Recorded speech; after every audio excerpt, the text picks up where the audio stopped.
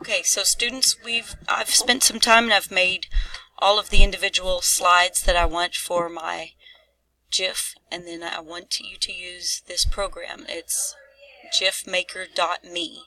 So you can search for that online. I'll put a link in Google Classroom as well. And then you're going to upload all your images. So I'm navigating back. Now I did some of them more than one. You can see here like I've got two scene 9s.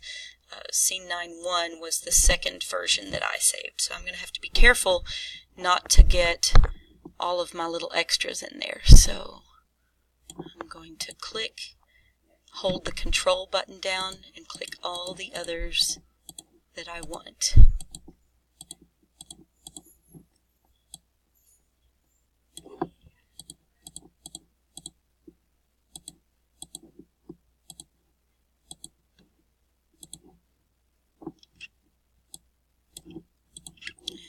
Click open. They'll arrange right here. Mine seem to be going in order here. Some people's have loaded in backwards, I've noticed, so you can rearrange your images once you get into here, and they will line up for us.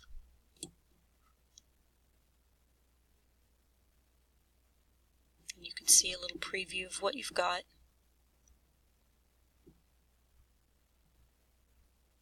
Everything seems to be in order. I'm just going to double check down my row.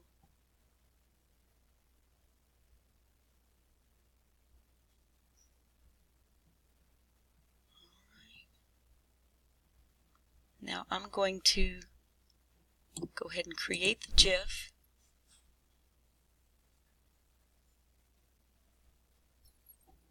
View the GIF.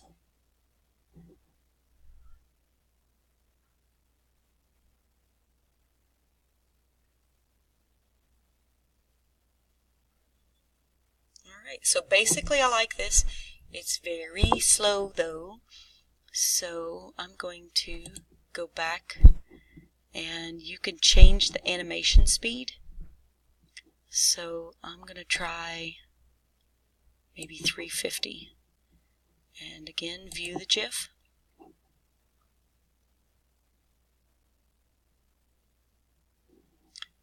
I think I need to recreate the GIF here. Now let's view it. It's a little faster. It's still a little slow for me, so I'm going to exit out of that one. Speed it up a little bit more. Create that new animation. View it.